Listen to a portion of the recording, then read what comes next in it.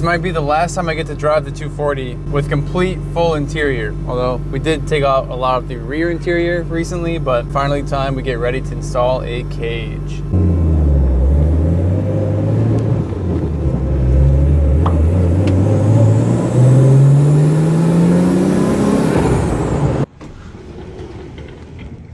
Beautiful sunny day. Too bad it's still 30 degrees. That's right, we'll get some work done. Act normal, act normal, act normal. In the recent video, I put the mic near the exhaust while driving the 240, and it sounded pretty rad. Although it may have been a little close because it was a little blown out. But this time I put the mic in front of the radiator, so we'll see how that sounds.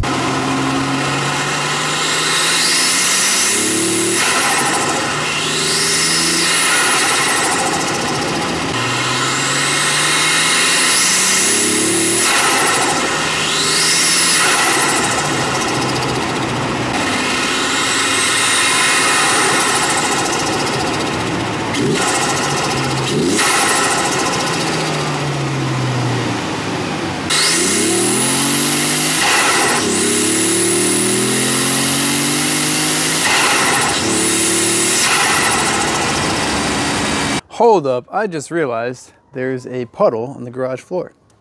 What is this fluid? There's only one car parked here. Pretty clear. Definitely not oil or power steering fluid. I think this is coolant or water. Let's take a look at what's going on under the engine bay. Hopefully it's something easy and obvious. Nothing obvious. People always ask how I get the hood to stay up completely, straight up and down. That's how, you just kind of push it past that point. But you gotta be really careful with doing that because these can snap off. So when you put it back down, you wanna make sure that's moving evenly. But these are the tabs that hold it in place. Let's see if there's a little puddle over here where it's been sitting. Nothing under the car either. Are we out of coolant? I mean, we just drove it. Oh, we got coolant, all right. A little bit low. I honestly might just let this thing idle right here and see if it forms itself a new puddle. So I'm not seeing anything obvious. Everything looks dry. All these connections look fine. This thing does not have an e-brake. If you have the opportunity to keep your e-brake, do it. Don't delete it like me, because now to put it in park, I basically got to go full lock and then let go. And then the welded diff is what holds the car in place on a hill. Turn off my steering, that's what this switch does. Electric power steering in the back. Oh, rolled a little bit. Probably not gonna do that again.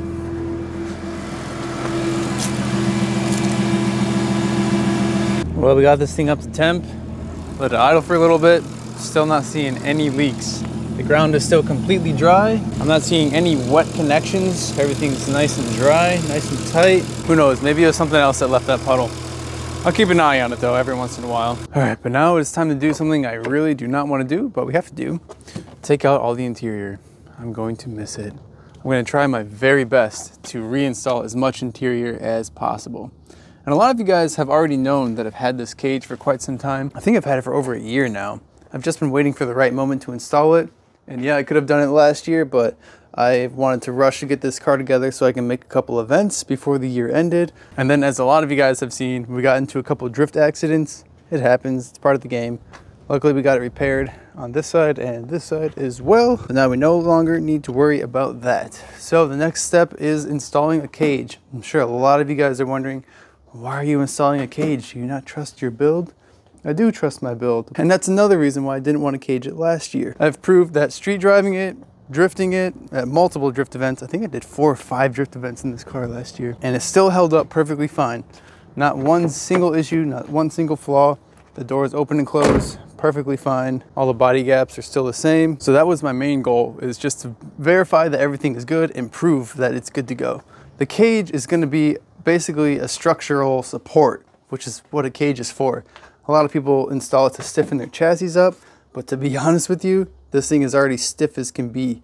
And sometimes it's not a good thing. You don't want it to be too rock solid, because if you do get in a hard enough hit, parts of your chassis can crumple in zones you don't want to crumple. Now luckily, the drift damage that we had was only on the outer shell. So like the quarter panel folded in enough to the point where it did not affect the frame rails, the wheel well. Thank God it wasn't any worse, because I did seam weld some of the factory seams when they should have only been spot welded, but I wanted to reinforce the chassis. But that comes at a cost. It's way more rigid, way less flexible, and won't hold up in a crash as well as it did before. The crumple zones are different now. But that's okay, because I don't plan to daily drive this car.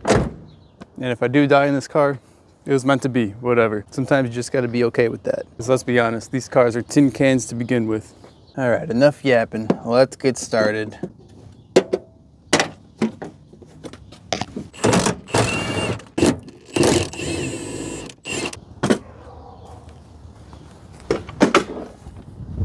I'm gonna put these bolts right back where I got them from. That way it's a lot easier to find them when it's time to put the seat back in.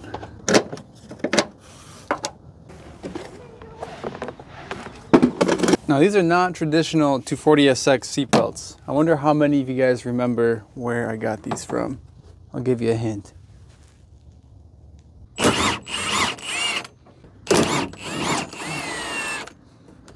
think it's about time we put these beaded seat covers back in the Z. It's been a while. Busted side marker. Oh, this was the piece of my bumper that we cut off. Might still try and save that bumper. All of this goulash is the underglow kit I installed last minute at Rio Bash, which funny enough, I found this in here. The Rio Bash event sticker. That's the event where the quarter panel got smacked. So this will be fun to fish out. Oh, that wasn't so bad. You guys already know S13 back seats. Yep, quick release. You guessed it. There was no clips holding this on. Well, I guess we did recently take that off when we did the quarter panel, just to get access to the inside here. All right, this is the rest of the Integra seat belt, because I think the cage goes all the way into this crevice. It's one of the cage kit's ultra tight fitting, so my goal was to have more space inside the car without feeling so crammed with the cage. I still can't believe the Integra seatbelts worked in here. We're making some great progress. We still need to get this carpet out, which means we need to take out the dash and all the center console stuff as well.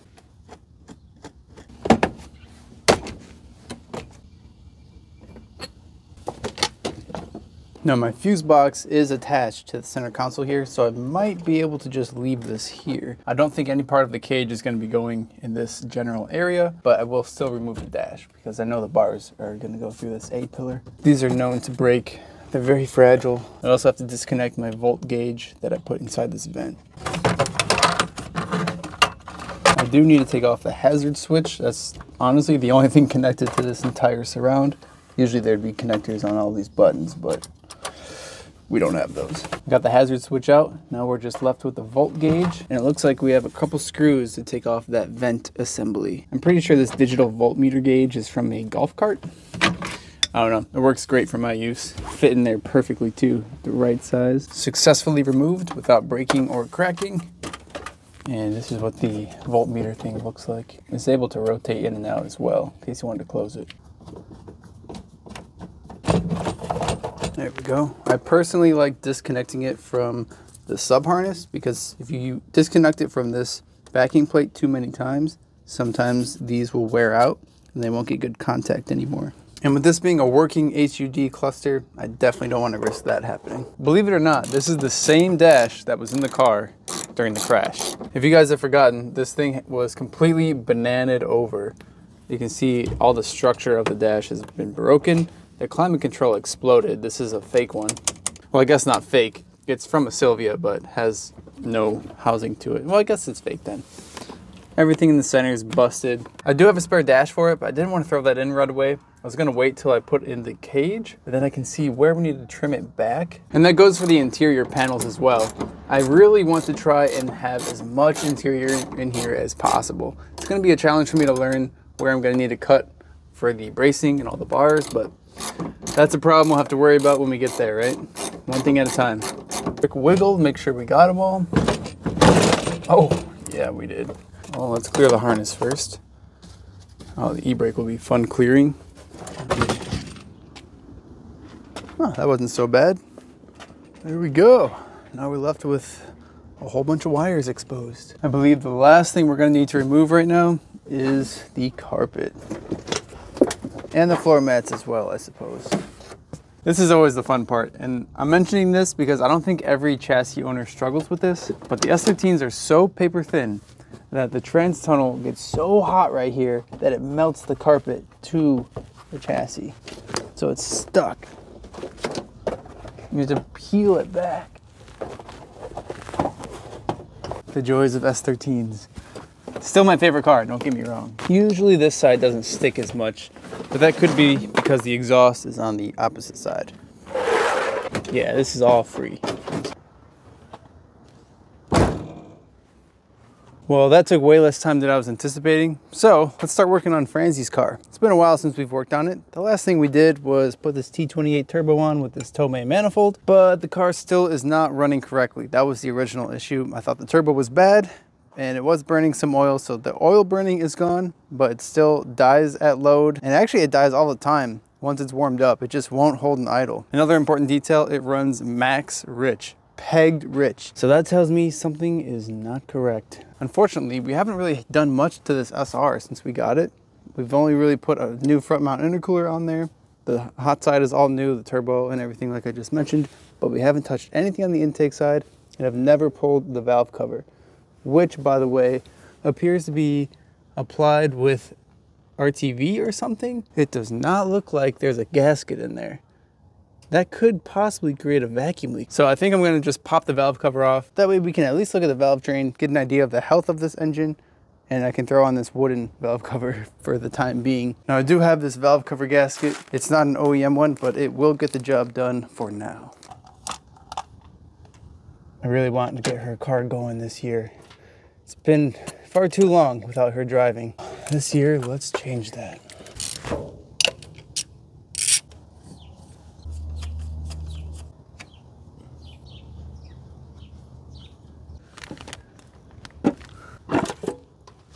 Don't want to lose all the washers.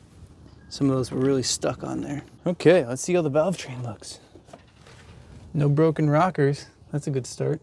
It's a little bit milky right here. I did run it for a short amount of time just to get it up to temperature, but I guess I didn't get up to temperature all the way. This is common with short trips, but other than that, everything looks pretty good. I gotta grab a razor blade and scrape off all of this adhesive carefully. I do not want it to fall into the head. I'm gonna stuff a clean rag here as a buffer zone. So if any of this does fall in, it'll catch it. Let this be a good reminder to not install RTV as a valve cover gasket. This only goes on corners, and I still wouldn't even put it on corners. We're almost there, working on the last spot here. The rest of the head is looking pretty fresh. Ooh, definitely gotta take that off the manifold. That would not be good. I'm gonna lay the valve cover down in the grass just so we don't damage it or scratch it on the concrete. It looks like we have the centers. Is there a top or bottom? No, these do not look directional. Okay, always important to check. So we got 4 of those. I'm not sure what these are. These tiny guys? Leave that one off to the side. All right, this guy we gotta line up.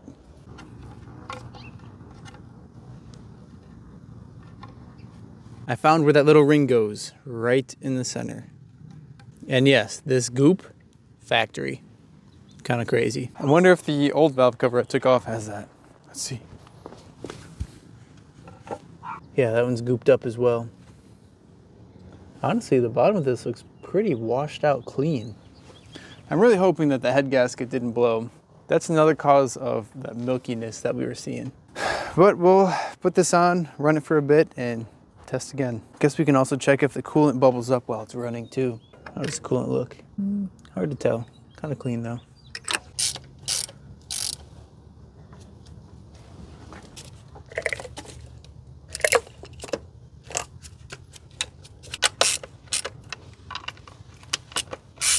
What do you guys think? No cover or cover?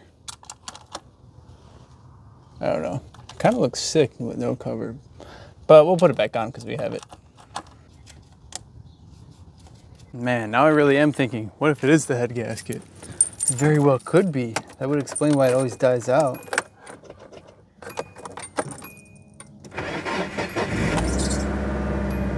Runs good. Now I will say, I did do a compression test before I put on the new turbo, just to make sure all the numbers were within spec, and they were. So, I don't know, we'll see. It's not bubbling. I guess we'll let it idle for a little bit, get up the temperature. I've let this thing cook for a little bit. Let's go take it for a test drive. Also, I'm not seeing any leaks. That's good. No smoke out the exhaust. Sometimes if you do have a blown head gasket, it will smoke white, but it does matter where the head gasket broke for that to occur. I still don't know if the head gasket is blown or not, but we'll see. We are getting up to temp. 170 is up there. We might have a vacuum leak. It keeps going to between 20 and 18.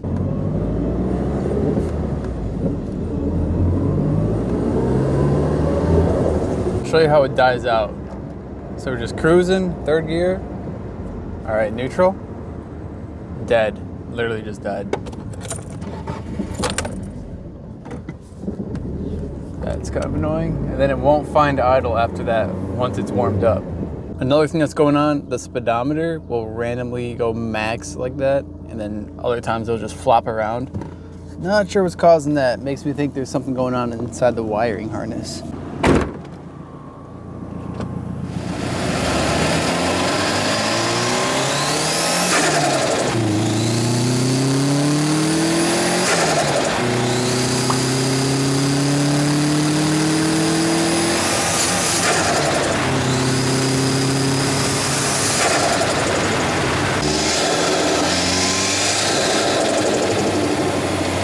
During the test drive, the RPM gauge also went out. I'm not seeing or hearing any vacuum leaks. But with the tachometer going out, I kind of want to look at the pins on the ECU. That was an issue I ran into when I was assembling this car, is the pins on the ECU were fitting very loose. Like on that plug, they would slide out very easily.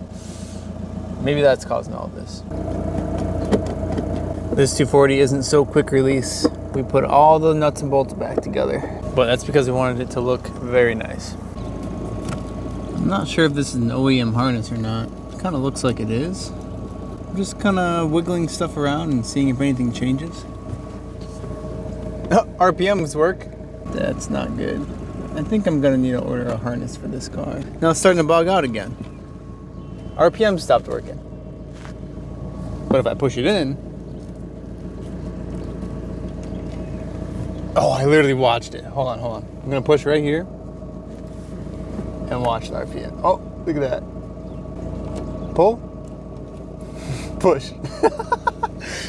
Dude, that's not good at all. That's probably why this thing keeps bogging out. It's not even getting the right readings. A couple quick things here. I just verified the coolant is completely full. Didn't lose any. I verified the TPS was set correctly. It's at 0.49. The spec is between 0.45 and 0.5, so we're within spec. Pop the cap off, and I don't see any sludge. So I don't think we have a head gasket issue. I honestly think the wiring might be causing all of this. Even pulled the dipstick just to get a clear understanding of the oil. And it just looks really clean. We did recently change the oil, so I guess that explains it. Well, what do you guys think? Do you have any ideas other than the wiring at this point? Mr. Cisco has arrived. Cisco, I know that you put this glass in less than a year ago. I'm sorry you got to take it out already. No, that's fine, man. Whatever you got to do. Appreciate it. And it's pretty risky taking the front glass out, right? Yeah.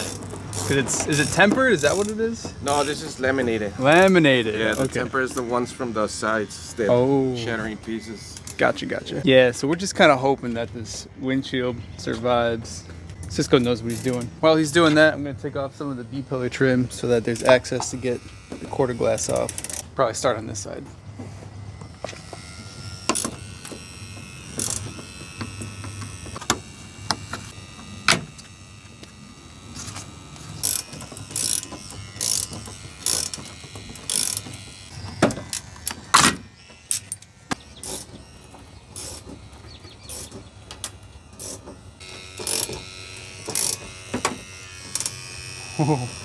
Need me to hold it? Yeah. Okay. On the corner? Yeah, I lift it.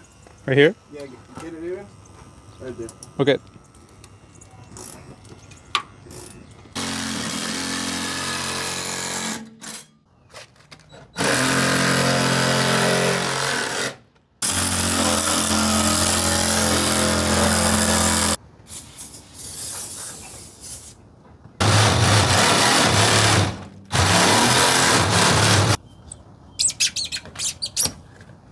It's crazy seeing it flex so much.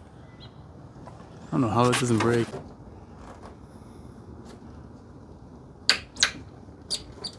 Best glue ever, huh? You weren't mine. He's the best stuff. Yeah, whoever put these in. He's the best, man. Yeah, he's the best.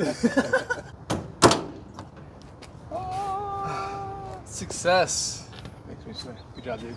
Thanks, man. Cisco has outdone himself once again. All 3 glasses removed without any cracks or damages. And when he took off this quarter glass, I was reminded of this list I wrote here. Totally forgot about that. Hopefully it's all checked off. Well, there's no check marks, but yeah, it's all done. He was like, next time, make sure it's painted. And I don't blame him. That can't be fun taking out glass that was recently installed. He said he used some of the best urethane, so this stuff is thick and durable. I don't know if it's urethane or not, but whatever material it is, he said he uses the best stuff he has. But I want to thank you guys for sticking around for another video. This build, or any of the builds, wouldn't be possible without you guys, so I appreciate it. I'll see you guys in the next one. Peace.